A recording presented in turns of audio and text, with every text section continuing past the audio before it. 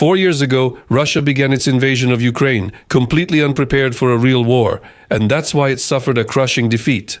Realizing that there would be no parade on Krещатик, Putin, like a drunken sailor in a china shop, began making a countless number of chaotic decisions and moves.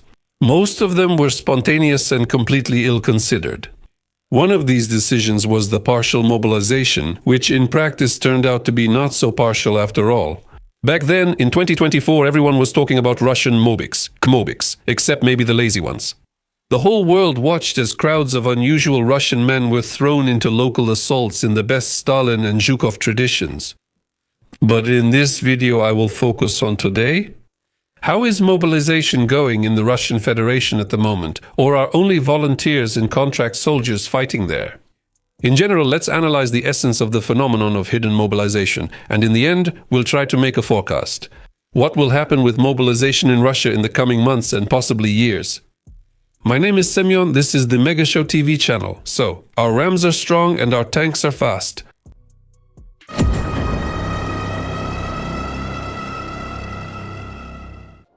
You can actually step into the same river twice. I'll start by saying that during the current semi-scale war, Russia has announced mobilization not once, but twice. Few people remember this today, it's just that the first time it happened out of old habit. Not directly, but in a hybrid way, using its loyal puppets, the DNR and LNR. It was on their territory that this atrocity began, 5 days before the invasion, on February 19, 2022, which was hardly even a mobilization. The legendary soldier Chemonia and Chemonia from occupied Horlivka would definitely back that up. They rounded up everyone back then, including students, people with disabilities, and people exempt from mobilization. They couldn't even properly clothe, feed, or arm them.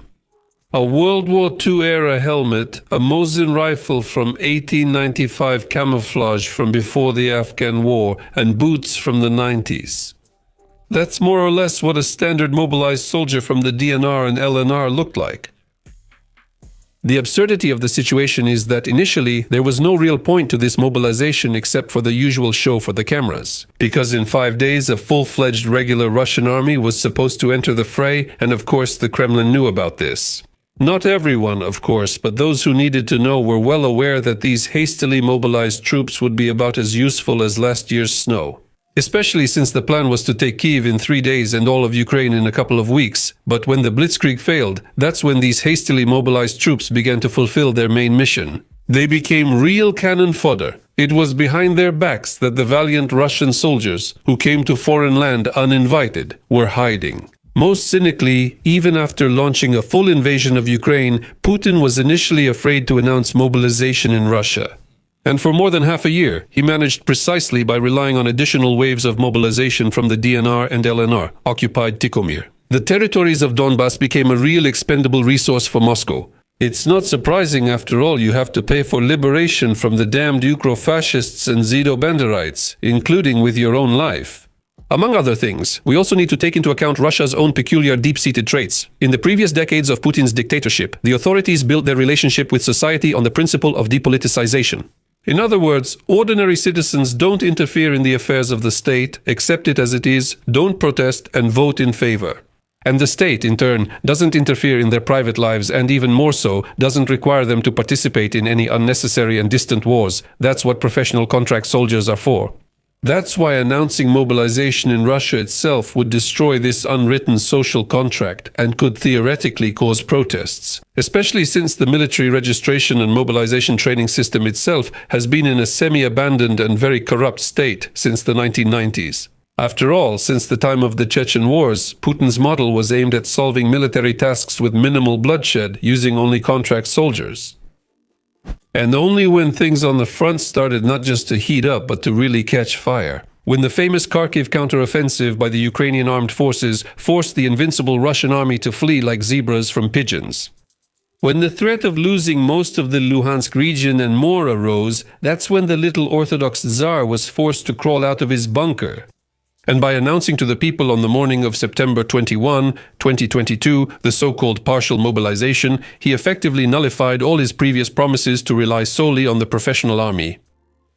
Well, what's there to be surprised about? A Tsar's word is like that. If he wants, he'll give it, and if he wants, he'll take it back. What's happening across the border now? But all those events are already in the past, and since the end of 1922, it's like no one in Russia is being forcibly taken into the army anymore. Although, pay attention to a purely legal point. Presidential Decree number 647 on partial mobilization has not been cancelled to this day. That is, purely formally, the mobilization process is still happening even now. Such a legal trick allows the authorities to resume rounding up men at any moment, even without adopting a new document, simply based on the old one. In practice, right now, they're openly taking mostly conscripts, that is, guys around 18 to 20 years old, although theoretically they can draft up to 30. They raised the age limit a few years ago. In early 2023, they launched electronic summons on the government services portal, similar to Ukraine's DIA app. Such summons are sent to the user's personal account and are considered delivered automatically 7 days after being sent, even if the user hasn't logged into their account. By the way, right after the summons is sent, a travel ban from Russia is automatically imposed. So, escaping abroad like in 2022 won't work anymore, at least not legally. Do you see where this is heading? For now, electronic summons are being used for conscripts. But it's already obvious to anyone that their real goal is to prepare for a new wave of mobilization. However, according to official orders, conscripted guys are only used in the rear, within Russia itself, and they go to the front only voluntarily. However, we'll discuss what voluntarily means in the Russian context later. I want to stress that the main fighting force in Ukraine is mostly made up of so-called volunteer contract soldiers. Those are the mobilized soldiers who survived after 2022. Somehow, Moscow forgot to demobilize them. So, let's break it down in more detail. A contract soldier is basically a mercenary, to put it simply. A person who came to the military enlistment office voluntarily, but not because he believed all that propaganda nonsense from Solovyov and Skabiva, but simply because he's running out of time to pay off his loans. Or maybe a resident of some backwater town dreams of making it big, of moving to Moscow or St. Petersburg, or at least to Kazan or Saratov. But he clearly can't afford it. And there's only one way out of such a sadly grey life in the Russian hinterland: the army. It's like a perfect ticket up the social ladder for everyone in need, if you survive, of course. Naturally, if it weren't for the generous handouts from the Tsar, hardly anyone would volunteer for the army. If there were a few thousand ideological Z-patriots, they went to the front back in 2022. The rest prefer to fight on Telegram channels. It's safer and more comfortable that way. There's no reason for a true Russian patriot to go to the trenches somewhere near Kupiansk, Huliaipol, or Kostiantynivka. I'd rather stay in my native Kostroma. You might ask, how much does a regular Russian contract soldier get paid now? For a modern recruit, the payments consist of two parts: a one-time enlistment bonus and a monthly salary. In other words, just a regular paycheck. So, right after signing the contract, you get at least 400,000 rubles in hand. In wealthier cities, thanks to regional bonuses, this amount can be much higher. That's why in Moscow, this enlistment bonus can reach 2 million, and in St. Petersburg, they even pay over 4 million. As for the salary itself, for an ordinary rifleman, it's about 200 to 210,000 rubles per month. For sergeants and squad leaders, it's 30 to 50,000 more. So, a guy from someplace like Uryupinsk, who just got out of another binge, comes to the military enlistment office today and gets recruited. Theoretically, in a year of service, he can make at least 3 million rubles. Unless, of course, a Ukrainian drone or shell hits him in the head. Well, at first glance, the amount looks really impressive, especially since the average salary in Russia is just over 100,000 rubles, and the minimum wage is just a little over 27,000 gross. In most Russian regions, to earn that kind of money, you'd have to work hard for about 10 years without rest and without stopping. It's no surprise this model of Putin's generosity has seen some, though limited, success for the fourth consecutive year. Because in conditions of poverty and hopelessness, a downtrodden person often chooses the path of deadly risk. Even if very few make it to the end. It's like Squid Game on steroids. There's not much biomass. However, if you dig a little deeper, all these impressive sums point to some rather troubling processes. Especially when compared to the amounts that contract soldiers received in 2022. Back then, the average monthly salary was around 100 to 150,000, and the signing bonuses either didn't exist at all or they were purely symbolic. Like a ration pack with canned food, grains, and sunflower oil. So there's a trend that's not very pleasant for the Kremlin. Fewer and fewer people want to fight for Mother Russia. Otherwise, the payment amounts wouldn't be increasing so sharply. Plus, there's another tricky point: huge signing bonuses. They were introduced specifically to lure Ivanushka the Fool into the army and then let him obediently do his military drudge work. The second important aspect is purely regional. Moscow, St. Petersburg, and other major cities pay millions in signing bonuses, not because they can afford it, but primarily because there are phenomenally few people willing to go to war in these cities. This isn't some downtrodden province where you can lure someone with a tool of gingerbread and voila. There's one more fighter now. Here, you need a lot of money. There's no other way. For a Muscovite who can earn the same money as a civilian without much risk, the carrot dangling in front of him has to be really big and substantial. Plus, a number of additional social perks, like having loans written off for up to 10 million rubles, right when you sign the contract. That's why gradually the weakest point of this whole scheme for recruiting Putin's mercenaries will become clear. A limited number of those who are willing to risk their lives even for big money and their steady decline, even in the Russian hinterland. Even the strongest financial incentive can start to hit a psychological threshold of risk. The Russian man is more and more often weighing the chances of not coming back or coming back disabled, and for many, the so-called millions are no longer a sufficient argument. But the war keeps going and demands more and more cannon fodder, so what should be done in such a situation? Especially since Moscow is putting pressure on the governors and demanding that they meet and exceed the recruitment plan. And it averages 30 to 40,000 people per month across the whole country. That is about 1,000 to 1,500 per day. What should be done in such a situation? Mobilize? That's not allowed. Or is it still possible? And if it is possible, then how? It should be done according to the law, so it has to be done quietly.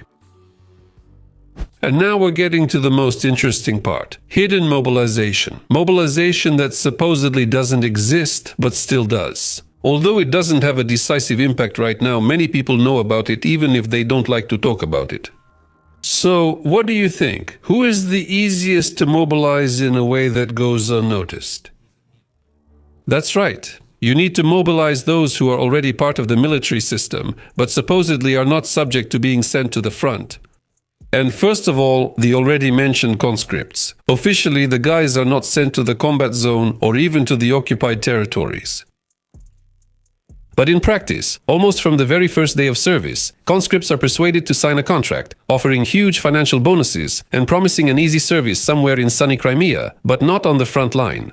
Such promises aren't worth a dime. But still, there are those who give in to the persuasion and pressure from their commanders. Moreover, this kind of pressure is often accompanied by systematic beatings from the veterans who themselves don't really want to go to the front and try to push the green recruits into it.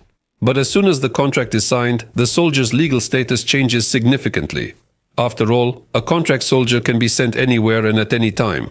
And it's unlikely he'll be sent to stand guard on the Yalta embankment or even in Sevastopol. Plus, since the beginning of 2026, year-round conscription has been introduced. Military enlistment offices can now catch conscripts year-round, not just in spring and autumn. The increasingly frequent reservist call-ups, especially in the summer, are from the same playbook. That is, men aged 30, 40 and sometimes even 50 who have already completed their military service but are being called up for training again. And as soon as they arrive at the training camps, they, just like those young guys, are subjected to massive propaganda and psychological conditioning. Officers and counterintelligence agents collect information in advance about the newcomers, about their financial situation, and offer to solve all these problems with a single stroke of the pen. Sign the contract, and it's like being born again. All the sins and debts of the past are wiped clean, and ahead lies only a bright future, somewhere out there near Pokrovsk. This category also includes the so-called pidzaks, meaning graduates of military departments who prefer to live as civilians but are still listed as reserve lieutenants. They have also been seriously targeted in recent years, being offered extremely lucrative contracts and other bonuses. And to this same group, you could also conditionally add disgraced employees of law enforcement agencies who have multiplied greatly during Putin's time: National Guard officers, customs officers, border guards, tax inspectors, emergency ministry workers, or simply cops. All these people are also in the high-risk group. And if someone seriously messed up somewhere and doesn't have protection from higher ups, then the management will leave him with two options. Either get out of the agency or submit a report requesting a transfer to the active army. And not all of Putin's loyal eagles prefer dismissal. In short, all these tricks allow tens, if not even hundreds of thousands of people to be drafted every year without any mass public outcry. And even if something does come up, nobody cares. Who cares if someone somewhere signed a contract not entirely of their own free will? In Russia, everyone has long gotten used to this kind of lawlessness. People just accept these forced voluntary methods as a given, as long as it doesn't affect me. Miles of barbed wire, the barking of horse dogs. But the even more powerless category, which regularly supplies fresh meat to the front, is of course the criminals. Are they convicts or those still under investigation? Yes, now it's not as open as it was back in Prigozhin's time. No one goes around the colonies promising a full pardon after 6 months of service in Wagner anymore. And Wagner itself as such now exists only on its last legs. Instead, assault units are being formed from convicts, like Storm Z or Storm V, which are used to plug holes in the most hopeless sections of the front. You can probably imagine the mortality rate in those units. Today, the recruitment of soldiers in correctional facilities doesn't happen publicly, but rather in a somewhat bureaucratic manner. No one advertises or makes grand speeches in front of the entire formation. Most often, the process works like this. The administration of the colony or pretrial detention center receives an order from above with the required number of recruits, then selects the most suitable inmates and puts heavy pressure on them, including transferring them to solitary confinement for an indefinite period and subjecting them to preventive beatings by criminal leaders or guards. Plus, there's a corruption scheme at play. They extort money from those who have wealthy relatives on the outside. However, lately the focus has been shifting more and more from convicts to detainees who haven't yet been sent to penal colonies. For example, in October 2024, Putin signed a law allowing contracts to be made at the investigation and trial stages, that is, even before an official verdict is issued. First-time detainees in pre-trial detention centers are offered by investigators a contract to go to war to atone for their guilt before the motherland. In 2025 alone, according to the Supreme Court of the Russian Federation, more than 5,000 defendants chose the front lines over the defendants' bench. And in total, during the years of the full-scale war, according to various estimates, at least 150,000 people were recruited from correctional facilities. By the way, this explains the unusually low total number of prisoners in Russia, just over 300,000 people, with the overwhelming majority of them being women. Although just 5 years ago, the situation was exactly the opposite. Almost 500,000 inmates, 3/4 of whom were men. The question is, where did the rest go? Most likely they're fertilizing the black soil somewhere near Bakhmut or Avdiivka. However, today prisons have stopped being a bottomless pit, and now the authorities are more interested in those who have just committed a crime, offering them a deal to go to the trenches instead of the cells. This makes it possible to ensure a steady flow of several thousand people every month across the country. But these aren't the massive monthly assault waves of tens of thousands like during Prigozhin's era. So today, recruiting prisoners makes it possible to cover current losses, but not to form new assault corps. Where else can they hunt for more people? As you already understand, the most powerless or the poorest categories of the Russian population are the ones most affected by forced conscription. That is, those who, if something happens, can't protect themselves or simply don't have the money to just buy their way out. So that, one way or another, they can be cornered and forced to sign a contract. For example, labor migrants living legally or not quite legally in Russia can be classified in these categories. They can always be threatened with deportation to Tashkent or Dushanbe. Even if someone has a passport with a double-headed eagle, it still won't save them.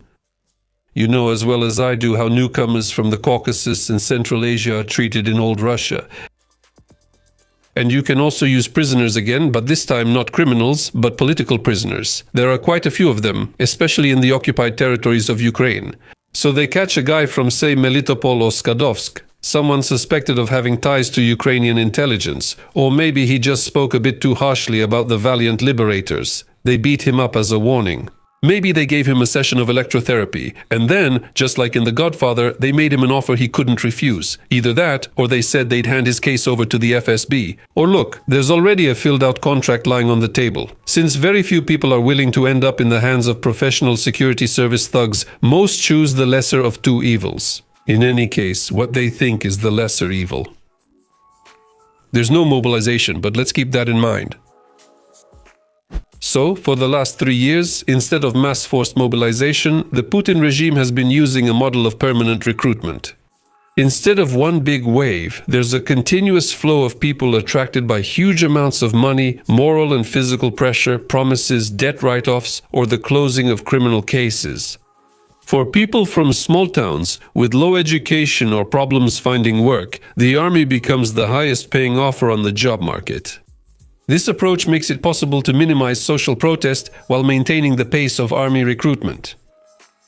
However, in recent months, if not longer, this well-established system has been failing more and more often. And this, as I have already said, is due to the constant decrease in the number of those who are willing to take a deadly risk. Therefore, the issue of resuming open mobilization has not been taken off the agenda at all. Rather, it has been postponed. All the more so because, starting from January 2026, the recruitment level in the Rosarmy has, for the first time since the beginning of the full-scale war, dropped below the rate of personnel losses.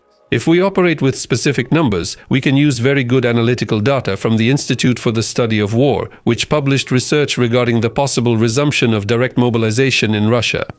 This material was published on March 26, 2026, and was mainly devoted to the failure of the propaganda campaign to recruit new drone operators. The fact is that at the end of 2025 and the beginning of 2026, an unprecedented campaign unfolded in Russia, urging young people to serve as UAV operators. In addition to increased payments, they are offered a supposedly awesome bonus, the chance to sign a contract for exactly 1 year. Let me remind you that in other branches of the military, only open-ended contracts are in effect. That means everyone serves until the end of the war. However, even this excessive generosity did not convince Russian students and gamers under 25 to give up their lives for the prospect of ending up as corpses on the endless fields of Ukraine. And the failure to recruit drone operators could significantly affect the army as a whole, since drones are currently the main striking force on the front lines. Accordingly, if there still aren't enough contract soldiers, forced mobilization may turn out to be the only available solution, even though it is highly unpopular. Another aspect should also be noted, a purely economic one. After all, Putin's model of a professional contract army with elements of coercion still requires high financial incentives. This approach, although it allows avoiding a new mass mobilization, makes the war very expensive for the budget. If losses continue at the current level and the economy remains under sanctions pressure, further maintaining such payments will require either increasing the tax burden, devaluing the ruble, or cutting spending on social needs and programs. Or to resume mobilization. If not a general one, then at least a partial one again. We're talking about at least 500,000 people, no less. Which exact path Putin and all his Chekist brothers will take, we'll most likely find out after the results of the spring-summer campaign of 2026. So, we don't have to wait much longer. Let's get our popcorn ready. And finally, thank you to all the viewers for watching and to all the sponsors for supporting the channel financially. That's it for now. Goodbye, everyone.